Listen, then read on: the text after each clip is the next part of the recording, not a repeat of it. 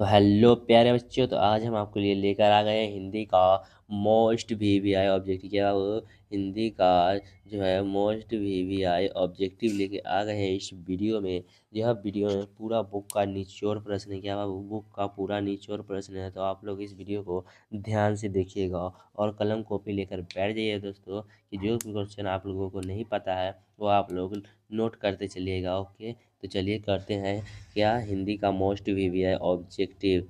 Okay, चलिए यहाँ पर देखिए हमारा पहला नंबर प्रश्न क्या कह रहा है कि बाल कृष्ण भट्ट के पिता पेशे से क्या है। बाल कृष्ण जो है बाबू, उसके पिता क्या कार्य करते थे, क्या कार्य करते थे, जल्दी जल्दी से बताइएगा बाबू कि बाल कृष्ण भट्ट के जो पिता थे बाबू वो क्या कार्य करते थे। तो क्या थे बाबू, वह थे व्यापारी। क्या व्यापारी। बाल कृष्ण भट्ट के पिता पेशे से क्या थे, व्यापारी थे। तो इसका राइट आंसर क्या हो जाएगा, ऑप्शन नंबर ए। आप लोग पूरा क्वेश्चन को ध्यान से कीजिएगा, क्योंकि बाबू सारे क्वेश्चन बहुत ही है, क्या है बाबू, वीवीआई ऑब्जेक्टिव है, तो आप लोग ध्यान से कीजिएगा। ओके, सारे प्रश्न जो है बाबू वह बोर्ड एग्जाम में लड़ने वाला है। क्या बाबू, बोर्ड एग्जाम में लड़ने वाला प्रश्न है, तो आप लोग ध्यान से देखिएगा। हमारा 2 नंबर प्रश्न क्या कह रहा है कि भट्ट निबंध माला के लेखक कौन है। भट्ट निबंध माला के जो लेखक है बाबू वह कौन है, जल्दी जल्दी से बताइए कौन है बाबू। तो वो है बाल कृष्ण भट्ट। कौन है बाबू, बाल कृष्ण भट्ट जो है वो भट्ट निबंध माला के लेखक है। ओके, इसका राइट आंसर क्या हो जाएगा, ऑप्शन नंबर ए इसका राइट आंसर हो जाएगा। हमारा 3 नंबर प्रश्न यहाँ पर क्या कह रहा है कि जयप्रकाश नारायण मार्क्सवादी कब बने। जयप्रकाश नारायण बाबू थे जो वो मार्क्सवादी कब बने थे, जल्दी जल्दी से कमेंट में बताइएगा। ये सब लोगों को पता होना चाहिए कि जयप्रकाश नारायण जी जो है वो मार्क्सवादी कब बने थे बाबू। कब बने थे, तो ये बने थे 1924 में। कब बने थे बाबू, 1924 ईस्वी में जो है जयप्रकाश नारायण जी है मार्क्सवादी बने थे। तो इसका राइट आंसर क्या हो जाएगा, ऑप्शन नंबर बी। हमारा 4 नंबर प्रश्न यहाँ पर क्या कह रहा है कि लोकनायक के रूप में कौन प्रसिद्ध हुए। लोकनायक के जो रूप में है बाबू वह कौन प्रसिद्ध हुए थे। आप लोगों को पता हो कि लोकनायक के रूप में कौन प्रसिद्ध हुए थे, तो वह जयप्रकाश नारायण जी होते। कौन, जयप्रकाश नारायण जी है वह लोकनायक कहे जाते थे। ओके बाबू, इसका राइट आंसर क्या होगा, ऑप्शन नंबर बी।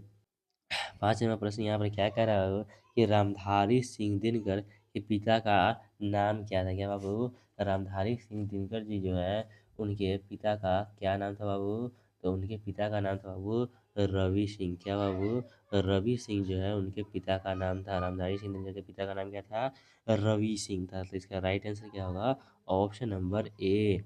और आप लोग सारे क्वेश्चन को ध्यान से कीजिएगा, क्योंकि बाबू सारे प्रश्न बोर्ड एग्जाम में पूछे जाने वाले क्वेश्चन है।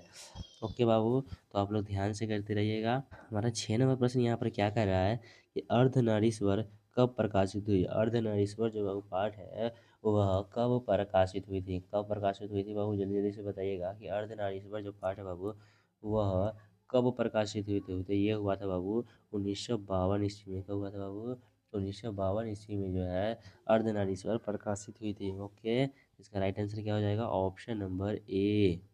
तो हमारा 7 नंबर प्रश्न यहाँ पर क्या कह रहा है, देखिएगा ध्यान से कि ज्ञानपीठ पुरस्कार से सम्मानित रचना कौन है।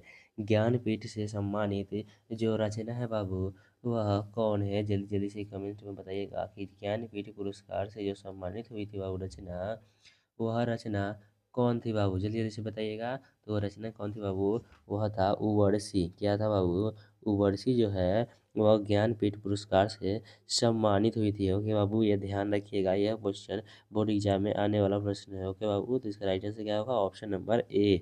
हमारा 8 नंबर प्रश्न क्या कर रहा है कि मालती के पति का नाम क्या है।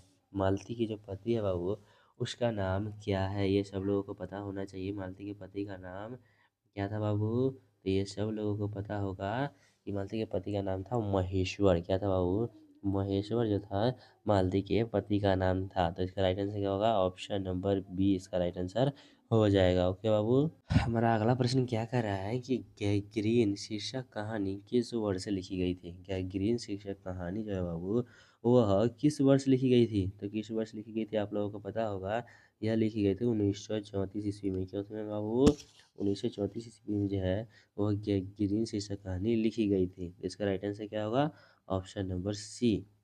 हमारा 10 नंबर प्रश्न यहाँ पे क्या कह रहा है कि भगत सिंह का संपूर्ण परिवार क्या था। भगत सिंह का जो संपूर्ण परिवार था वह क्या था। जल्दी जल्दी से बताइएगा कि भगत सिंह का संपूर्ण परिवार क्या था।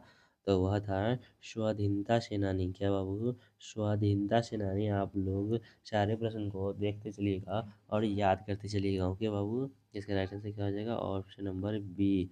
और अभी तक आप लोग वीडियो को लाइक नहीं किया तो लाइक कर दीजिए और अपने दोस्तों में शेयर कीजिए ताकि वो भी ये वीडियो देख सके। ओके, तो चलिए नेक्स्ट क्वेश्चन की ओर। हमारा 11 नंबर प्रश्न यहाँ पर क्या कर रहा है कि भगत सिंह का जन्म कब हुआ था। भगत सिंह का जन्म कब हुआ था यह सब लोगों को पता होगा कि भगत सिंह का जो जन्म है वो वह कब हुआ था। इस क्वेश्चन को हमने ऐसे भी यूट्यूब पर छोड़ा हुआ है और आप लोगों ने आंसर भी दिया है, तो फटाफट से अभी कमेंट कीजिए कि भगत सिंह का जो जन्म हुआ था बाबू वह कब हुआ था। तो वह कब हुआ था बाबू? 28 सितंबर 1907 ईस्वी में जो है वह भगत सिंह का जन्म हुआ था। तो इसका राइट आंसर क्या होगा? Option number A. हमारा 12 नंबर प्रश्न यहाँ पर क्या कर रहा है बाबू कि रमपुरवा कहाँ है। रमपुरवा, रमपुरवा जो है बाबू वह कहाँ है। जल्दी जल्दी से बताइएगा रमपुरवा कहाँ है बाबू। वह है भितरहवा के पास। कहाँ है? भितरहवा एक जगह है वहाँ पर है। क्या बाबू? भितरहवा के पास जो है वो रमपुरवा है। ओके, तो 12 नंबर का हमारा राइट आंसर क्या होगा? Option number B. हमारा 13 नंबर प्रश्न यहाँ पर क्या कह रहा है बाबू कि जगदीश चंद्र माथुर का जन्म कब हुआ था। जगदीश चंद्र माथुर जी जो है बाबू उनका जन्म कब हुआ था। कब हुआ था बाबू? तो वो हुआ था 16 जुलाई 1917 में। कब हुआ था? 16 जुलाई 1917 को जगदीश चंद्र माथुर जी का जो है बाबू वह जन्म हुआ था। आप लोग याद रखिएगा। इसका राइट आंसर क्या होगा? Option number A.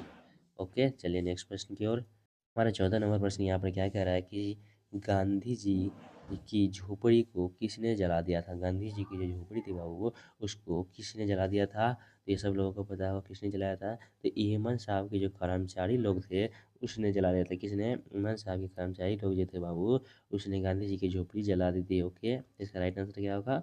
Option number B. आप लोग याद रखिएगा।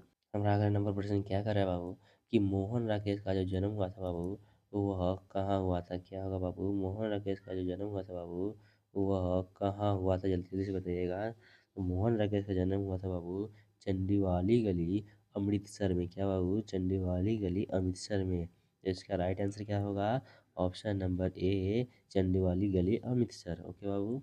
हमारा 16 नंबर प्रश्न यहाँ पर क्या कह रहा है कि रंगून जो है वह कहाँ है। रंगून कहाँ है बाबू? जल्दी जल्दी से कमेंट कीजिएगा। रंगून कहाँ है?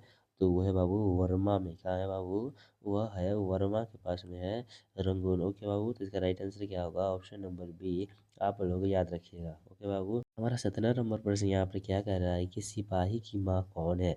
यह क्वेश्चन बहुत ही मोस्ट वीवीआई है बाबू, तो आप लोग इसका याद रखिएगा कि सिपाही की जो माँ है बाबू वह कौन है। सिपाही की माँ जो है बाबू वह कौन है। तो सिपाही की माँ आप लोगों को पता होगा वो है विष्णु। कौन है बाबू? विष्णु जो है वह सिपाही की माँ है। तो इसका राइट आंसर क्या होगा? Option number D. ओके बाबू, आप लोग याद रखिएगा। हमारा अगला प्रश्न क्या कर रहा है कि मोहन राकेश का जन्म कब हुआ था। मोहन राकेश जो है बाबू उसका जन्म कब हुआ था। जल्दी जल्दी से बताइएगा। तो उसका जन्म कब हुआ था बाबू? तो उसका जन्म हुआ था 1925 ईस्वी में। कब हुआ था? 1925 ईस्वी में मोहन राकेश का जो है बाबू वह जन्म हुआ था। तो 18 का हमारा आंसर क्या हो जाएगा? ऑप्शन नंबर ए इसका राइट आंसर हो जाएगा। ओके बाबू। हमारा 19 नंबर प्रश्न यहाँ पर क्या कह रहा है, ध्यान से देखिएगा कि प्रगति और समाज क्या है। प्रगति और समाज जो चैप्टर है बाबू वह क्या है। लेख है, एकांकी है, पत्र है, आलोचनात्मक निबंध है। जल्दी जल्दी से बताइएगा कि प्रगति और समाज जो है बाबू वह क्या है। जल्दी जल्दी से बताइएगा। तो यह है क्या बाबू? आलोचनात्मक निबंध है। क्या यह एक आलोचनात्मक निबंध है? तो 19 नंबर का हमारा राइट आंसर हो जाएगा ऑप्शन नंबर डी। हमारा 20 नंबर प्रश्न क्या है यहाँ पर कि कविता के नए प्रतिमान के रचनाकार हैं। कविता के नए प्रतिमान के जो रचनाकार हैं बाबू वह कौन है। जल्दी जल्दी से बताइएगा। तो वो है बाबू नामवर सिंह। क्या है?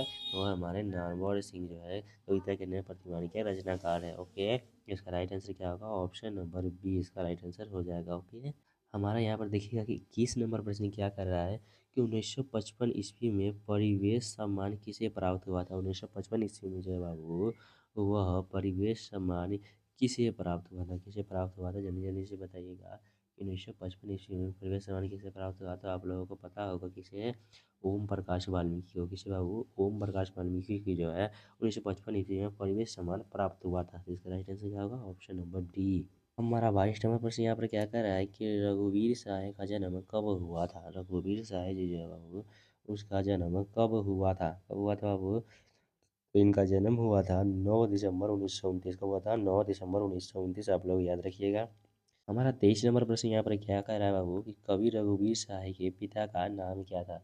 कवि जो रघुवीर सहाय है बाबू, उनके पिता का क्या नाम था? तो इसके पिता का नाम था बाबू हरदेव सहाय। क्या बाबू? हरदेव सहाय जो था वह कवि रघुवीर सहाय जी के पिता था। क्या बाबू? रघुवीर सहाय जी के पिता का नाम क्या था? हरदेव सहाय। तो 23 का राइट आंसर क्या होगा? Option number A.